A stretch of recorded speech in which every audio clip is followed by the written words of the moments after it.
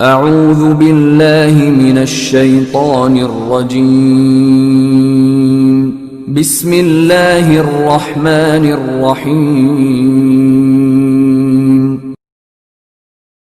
انا ارسلناک بالحق بشیرا ونذیرا ولا تسأل عن اصحاب الجحیم۔ اے پیغمبر، بے شک ہم نے تمہیں کو حق دے کر اس طرح بھیجا ہے کہ تم جنت کی خوشخبری دو اور جہنم سے ڈراؤ، اور جو لوگ اپنی مرضی سے جہنم کا راستہ اختیار کر چکے ہیں ان کے بارے میں آپ سے کوئی باز پرس نہیں ہوگی۔ وَلَن تَرْضَىٰ عَنْكَ الْيَهُودُ وَلَا النَّصَارَىٰ حَتَّىٰ تَتَّبِعَ مِلَّتَهُمْ قُلْ إِنَّ هُدَى اللَّهِ هُوَ الْهُدَىٰ وَلَئِنِ اتَّبَعْتَ أَهْوَاءَهُم بَعْدَ الَّذِي جَاءَكَ مِنَ الْعِلْمِ مَا لَكَ مِنَ اللَّهِ مِنْ وَلِيٍّ وَلَا نَصِيرٍ۔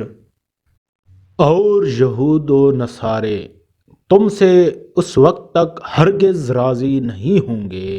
جب تک تم ان کے مذہب کی پیروی نہیں کرو گے۔ کہہ دو کہ حقیقی ہدایت تو اللہ ہی کی ہدایت ہے، اور تمہارے پاس وہی کے ذریعے جو علم آتا ہے، اگر کہیں تم نے اس کے بعد بھی ان لوگوں کی خواہشات کی پیروی کر لی تو تمہیں اللہ سے بچانے کے لیے نہ کوئی حمایتی ملے گا نہ کوئی مددگار۔ تفسیر: اگرچہ حضور رسالت مآب صلی اللہ علیہ وآلہ وسلم سے یہ بات ناقابل تصور تھی کہ آپ کفار کی خواہشات کے پیچھے چلیں، لیکن اس آیت نے فرض محال کے طور پر یہ بات کہہ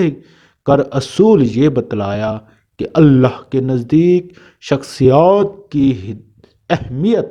ان کی ذات کی وجہ سے نہیں بلکہ اللہ کی اطاعت کی وجہ سے ہوتی ہے۔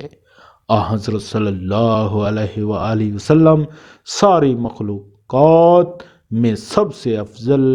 اسی بنا پر ہیں کہ اللہ کے سب سے زیادہ فرمانبردار ہیں۔